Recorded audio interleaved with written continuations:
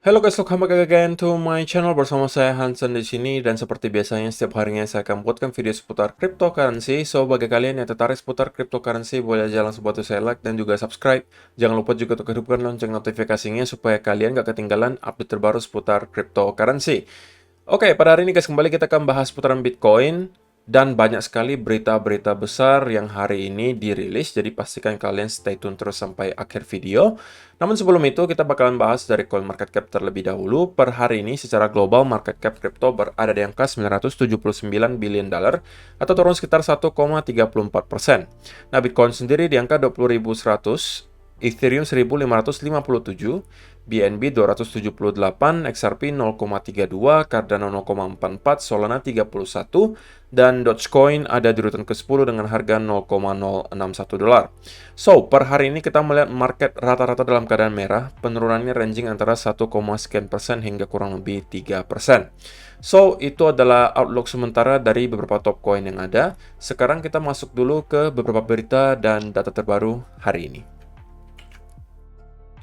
Nah, yang pertama kita mulai dari yang agak ringan dulu, guys. Tapi ini juga merupakan berita besar gitu ya. Apalagi kalau kalian yang merupakan penggila fashion. Karena salah satu brand terbesar di bidang fashion yaitu adalah Hermes. Benar nggak sih pronunciasinya itu Hermes, guys? Atau Hermes? Yang mana yang benar? Saya nggak tahu. Tapi mungkin saya pronunciasinya Hermes aja ya, biar gampang.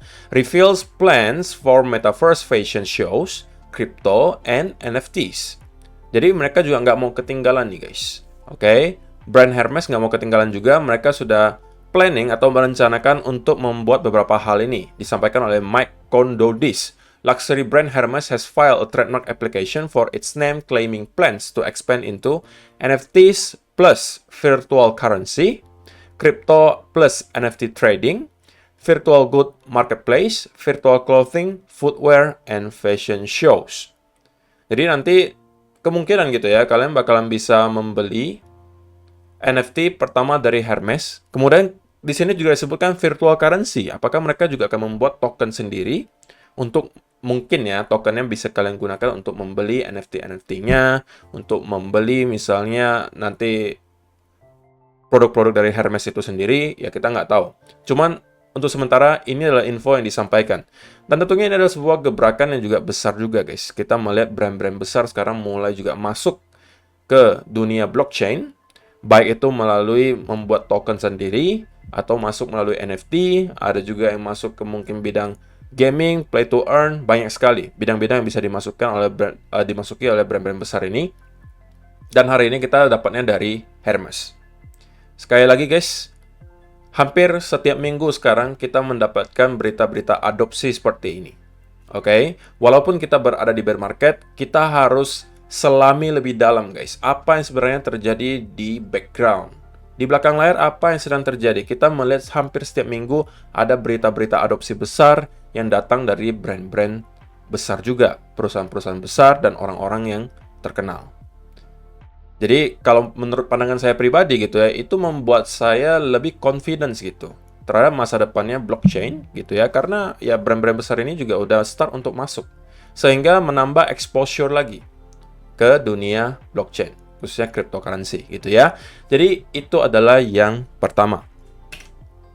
Nah, yang kedua, mungkin sebagian dari kalian juga ada yang penasaran gitu ya tentang kelanjutan dari Mt. Gox. Jadi ini juga ada berita besar guys, di mana sudah ada email yang masuk ke orang-orang yang sebelumnya menjadi korban dari kehacknya Mt. Gox gitu ya, yang asetnya itu masih tertahan, ke freeze. Mereka itu udah mendapatkan email dari Mt. Gox-nya sendiri, gitu ya. Ini adalah bentuk emailnya. Yang pada intinya menyampaikan bahwa mereka sudah bisa nanti menerima atau expect untuk menerima kembali Bitcoin-nya mulai dari tanggal 15 September. Oke, tapi catatannya mereka itu nggak sekaligus. Misalnya ada 137.000 Bitcoin yang bakalan dirilis kepada users-nya. Tapi itu tidak dilakukan secara langsung, guys. Bertahap. Itu yang banyak orang miss gitu. Karena banyak orang mungkin beranggapan 137 ribunya itu langsung dihajar semuanya keluar ke usersnya dan bisa dijual. Tapi tidak. Ini dilakukan secara bertahap. Dan mulainya dari tanggal 15 September, end-nya itu tidak ditentukan. Menariknya apa, guys? Menariknya adalah tanggal mulainya itu persis dengan tanggal event merge dari Ethereum. Oke? Dan saya nggak tahu apakah ini hanya kebetulan ataukah ada konspirasi di belakangnya sehingga kita bisa melihat tanggalnya sama persis. Merge-nya Ethereum juga tanggal 15 September. Mt. Gox juga bakalan start ngerilis Bitcoin kepada usersnya di tanggal 15 September. Yang tentunya harusnya secara logika gitu guys ya. Secara logika kalau kita melihat ada berita seperti ini, ya market harusnya sedikit banyak bakalan kembali fear gitu ya dengan adanya selling pressure yang datang dari para usersnya Mt. Gox. Cuman di sini tidak disampaikan gitu ya. Pembagiannya itu seperti apa? Apakah di awal misalnya dikasih 30% dulu, 50% dulu, nggak ada penjelasannya. Cuman disampaikan akan dimulai tanggal 15 September. Jadi, kalau misalnya kalian yang penasaran, ini adalah jawabannya. Jadi akan dimulai dirilis 15 September dan tanggal berakhirnya itu tidak ditentukan. Jadi ini bisa makan waktu mungkin berbulan-bulan sampai mereka menyelesaikan distribusinya. Bagaimana menurut kalian tentang hal ini guys? Apakah ini akan menjadikan tanggal 15 September itu buying the rumor, sell the news? Karena news utamanya tentunya di 15 September adalah merge-nya Ethereum, yang harusnya bakalan menggerek Ethereum naik ke atas harganya. Apakah tanggal 15 langsung akan didam lagi? Karena mungkin akan ketarik juga dengan Bitcoin, yang kalau misalnya user Mt. Gox yang sudah terima Bitcoin yang sudah di-freeze bertahun-tahun, mungkin ada yang sebagian merasa pengen jualan. Dan angkanya mudah-mudahan tidak terlalu besar gitu ya. Gimana menurut kalian? Silahkan kalian kasih komentar kalian di kolom komentar di bawah. Dan yang terakhir, ini adalah sebuah statement yang menurut saya sangat simple, tapi ini cukup penting untuk kalian keep in mind. Most of you don't realize boredom is your enemy now. The next price drops won't hurt as bad as the complete lack of dopamine from the market. Push through boredom and you win the next cycle. Jadi, saya setuju dengan Elliott Trades bahwa kemungkinan sebagian besar dari kalian itu sekarang tidak menyadari bahwa musuh terbesar kalian ketika sekarang kalian berinvestasi di kripto itu adalah kebosanan. Oke? Karena memang secara historis kita tahu, ketika kita masuk ke akhir sebuah bear market, itu adalah fase-fase yang paling membosankan. Volumenya tidak ada, pergerakannya cenderung sideways selama berbulan-bulan, sebelum pada akhirnya kita start lagi merangkak naik ke atas. Jadi, menurut si Elliott Trades, hal pertama yang perlu kalian lakukan adalah sabar, guys. Oke, saya juga setuju, sabar. Musuh utama kalian harus aware sekarang adalah kebosanan. Kalau kalian mampu menghadapi kebosanan ini dan kalian mampu bertahan, maka di next cycle kalian akan menjadi pemenang. Dan statement di sini juga menarik. The next price drops won't hurt as bad as the complete lack of dopamine from the market. Kalaupun drop lagi, harusnya tidak akan separah drop-drop sebelumnya, guys. Karena ingat, kita sudah drop dari 69.000 hingga ke 19.000, bahkan kemarin sempat ke 17.000. Oke, kita udah drop 70-80%. Kalaupun drop lagi gitu ya, kalaupun drop lagi, harusnya tidak akan sesakit drop yang terjadi dari 69 ke 20.000. Kalau misalnya kalian sudah melewati dari 69 ke 20, apa alasannya kalian harus keluar dari market ketika kita drop lagi misalnya 10 dan 15% dari sini lagi? Oke, harusnya menurut pandangan saya pribadi, kalau kalian sudah melewati 1 tahun ke belakang, dan kalian masih bertahan sampai sekarang, harusnya mental kalian sudah kuat gitu, harusnya ya. Dan mudah-mudahan kalian mampu bertahan, dan saya akan selalu ingatkan ke kalian, guys, orientasi kalian harus kalian perbaiki. Kita berinvestasi di dunia cryptocurrency itu tujuannya untuk long term, orientasinya jangka panjang. Ingat sekali lagi, ketika kalau misalnya bull cycle-nya kembali dan Bitcoin sudah naik misalnya ke 100.000, 200.000, 300.000 dolar, kalian tidak akan peduli kalau kalian belinya 19.000, kayak 17.000, 15.000, atau 21.000. Pada intinya, kalian akan cuan luar biasa besar kalau misalnya ternyata di bull cycle berikutnya kita menuju ke angka-angka tersebut. Ya kalau misalnya kalian nggak yakin gitu ya Bitcoin bakalan menuju lagi ke all time high, ya harusnya kalian tidak berinvestasi. Tapi kalau saya pribadi, saya masih yakin kita akan menuju ke bull cycle berikutnya, dan di next cycle kita mungkin sudah akan melihat 6 digit di Bitcoin. Tapi itu pandangan saya pribadi, tentunya bukan financial advice. Selalu ketika kalian berinvestasi, lakukan dulu riset sendiri. Cuman itu yang perlu kalian keep in mind, guys. Musuh terbesar kalian sekarang adalah kebosanan. Mudah-mudahan kalian mampu menghadapinya. Oke? Nah, sebelum kita masuk ke chartnya, guys, untuk kalian yang masih mencari exchange untuk melakukan diversifikasi aset, BingX bisa menjadi salah satu yang kalian consider. Karena di sini kalian bisa memanfaatkan berbagai fitur yang ditawarkan seperti ada copy trading, ada grid trading, kalian bisa juga trading di spot maupun futures. Semuanya disediakan di sini. Dan kalau misalnya kalian mendaftar dengan link yang ada di kolom description box di bawah, maka kalian berkesempatan untuk memenangkan reward hingga 6 jutaan rupiah. Jadi kalau misalnya kalian yang belum sempat mendaftar, silakan kalian bisa daftar dengan link yang ada di kolom description box di bawah dan memenangkan reward dan juga memanfaatkan fitur yang sudah disediakan oleh BingX. So, itu adalah beberapa data dan berita hari ini yang pengen saya sampaikan untuk kalian, guys. Sekarang kita langsung masuk ke chartnya Bitcoin dan mungkin saya langsung mulai dari 4-hour chart aja ya, guys. Karena ya sebenarnya gimana ya, kalau kita lihat di daily chart sepertinya market terlihat tidak bergerak ya, hanya cenderung sideways di sini, apalagi weekly. Ya, kita nggak ngapa-ngapain gitu ya. Selain hanya ada mendapatkan sedikit bounce di weekly chart. Nah, kalau misalnya kita zoom in ke 4-hour chart, yang bisa kita lihat di sini adalah tentunya untuk senario yang kemarin kita bahas, yaitu adalah potentially pattern double bottom, sampai sekarang sebenarnya masih valid, guys. Tapi memang kita belum mendapatkan adanya konfirmasi berupa breakout dari neckline-nya. Belum ada konfirmasi tersebut. Oke? Nah, sebelum terkonfirmasi tentunya bukan saat yang baik untuk masuk. Kalaupun kalian memang nekat untuk trading pattern double bottom ini. Karena saya kemarin sudah jelaskan, guys. Saya pribadi tidak masuk di sini. Kenapa? Karena kalau saya masuk di break neckline di sini, maka saya akan langsung berhadapan dengan area resistance. Saya lebih prefer untuk sabar dan menunggu dia break dari area yang saya highlight di sini. Dan kalau misalnya saya dikasih pattern bullish continuation baik di 4-hour chart maupun di time frame yang lebih kecil, 1 hour atau 15 minute, maka saya akan mencoba untuk mencari setup untuk masuk. Dari sini, menurut saya lebih make sense. Kenapa? Karena secara risk and reward, di sini akan lebih baik. Tetapi sebelum hal tersebut terjadi, sebelum kita mampu breakout dari neckline tersebut, tentunya kita masih mempunyai chance untuk bolak-balik di sekitaran area di sini, guys. Oke, kita bisa jadi malah membuat lagi triple bottom. Baru pada akhirnya kita mampu breakout dari area tersebut.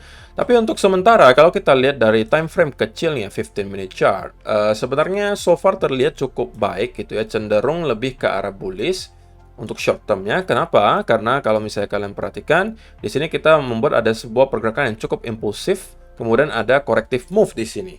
Dan kalau misalnya kita melihat pergerakan terakhir, itu cenderung kita juga membuat semacam symmetrical triangle gitu ya. Symmetrical triangle, dan kita bisa jadi akan melihat market melakukan pergerakan hari ini atau besok untuk menentukan pengennya breakout ke atas atau ke bawah. Symmetrical triangle tentunya adalah sebuah pattern yang cenderung netral, tergantung nanti dia breaknya ke arah mana.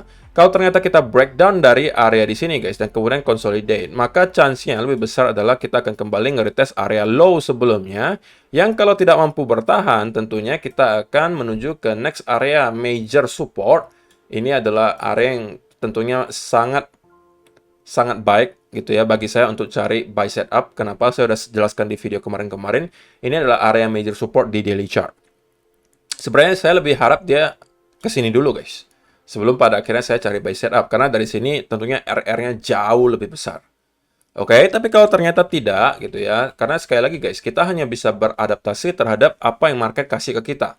Kita nggak bisa nentuin market habis ini mau kemana, guys. Kita cuma adaptasi doang, kita cuma lihat market kasih kita infonya apa, kira-kira pengennya kemana, nah kita trade berdasarkan hal tersebut. Nah, kalau misalnya ternyata kita malah breakout ke arah atas dan kemudian consolidate, maka cenderung kita akan melanjutkan ke minimal area 20.700-an, yang saya harap tentunya mampu di break kali ini. Karena kalau tidak dan kita kembali mendapatkan rejection, maka bisa jadi ini semuanya hanya adalah koreksinya, dan koreksinya sudah selesai dan kita bisa jadi akan langsung melanjutkan lagi ke lower low yang baru, mungkin minimal menuju ke sekitaran area 19.200. Oke, jadi ini adalah beberapa senario yang saya bisa lihat sekarang. Kalau kita mau lanjutkan bullish dan menuju ke area yang lebih tinggi, minimal kita harus mampu break dari area yang saya highlight dulu di sini, guys. Karena sekali lagi, kalau kita mampu break di atas area di sini dan kemudian kita consolidate, maka kalau kalian lihat dari segi price action-nya, kita cenderung akan kembali membuat sebuah pattern yang bisa kita sebut sebagai inverse head and shoulder. Nah, ini yang bisa kita expect berikutnya kalau misalnya kita mampu break di atas area tersebut. Oke, jadi itu adalah beberapa skenario yang saya lagi antisipasi sekarang, tergantung nanti market kasih saya yang mana. Kalau misalnya memang saya dikasih setup yang jelas, mungkin saya akan mencari peluang, baik itu untuk short maupun untuk long. Kalau untuk short, kemungkinan ini hanya untuk peluang scalping ya guys, bukan untuk swing trade dan day trade, tapi ini hanya untuk scalping saja, mungkin ngambil tipis-tipis. Tapi kalau misalnya pengen yang lebih long term, saya pengen lebih ke arah nunggu dulu antara dia nyampe ke sini dulu gitu ya, baru saya cari lebih ke arah swing trade, atau di sini juga sama. Di sini mungkin kita bisa tahan lebih ke arah mid term gitu ya, mungkin menargetkan ke area-area yang lebih tinggi. Kalau misalnya kita cek dari 4-hour chart, next area gitu ya, secara horizontal itu setelah area 21.700 akan ada di sekitaran 22.700-an. Oke, di sini adalah area berikutnya yang mungkin akan direvisit oleh Bitcoin apabila kita mampu reclaim area di sini. Dan kenapa kita melihat market sepertinya struggling gitu guys untuk mendapatkan momentum untuk naik ya atau bullish? Karena ini dipicu juga oleh pergerakannya stock market US. Ya, sampai hari ini pun cenderung masih terlihat sangat bearish. Oke, selling pressure terlihat sangat kuat guys. Tapi berita baiknya adalah kita sudah mendekati area major support lagi. Oke, ini sebenarnya textbook banget guys, textbook banget. Kenapa? Karena kita mendapatkan rejection dari area major resistance sekaligus trendline di sini. Oke, ini sudah kita bahas dari berminggu-minggu yang lalu. Dan ternyata benar kita mendapatkan rejection dari sini. Kemudian kita mendapatkan bounce sedikit dari area major support di sini. Tapi kemudian kita breakdown. Dan kali ini kita menuju ke next area major support di sekitaran 3.900 sampai 3.850. Nah, kalau misalnya kita tidak mampu juga maintain area di sini, maka ini adalah berita buruk juga bagi dunia kripto karena berarti kemungkinan besar kita akan langsung menuju lagi ke area low sebelumnya. Yang kalau saya pribadi gitu ya ngelihatnya, kalau kita tidak mampu maintain di area di sini, chance-nya lebih besar bahwa kita kemungkinan sudah menyelesaikan dead cat bounce di sini dan kita akan menuju ke lower low baru. Oke, jadi mudah-mudahan gitu ya kita bisa melihat ada secercah harapan ketika stock market US buka hari ini dan besok dan bisa mendapatkan sekitaran bounce di sekitaran sini atau at least ada konsolidasi dulu lah sebelum pada akhirnya kita mungkin mendapatkan bounce lagi ke atas. Gitu ya. So, itu aja sih untuk hari ini guys. Semoga bermanfaat untuk kalian semua. Terima kasih yang sudah menonton sampai selesai dan kita akan ketemu lagi di video yang berikutnya. Bye-bye.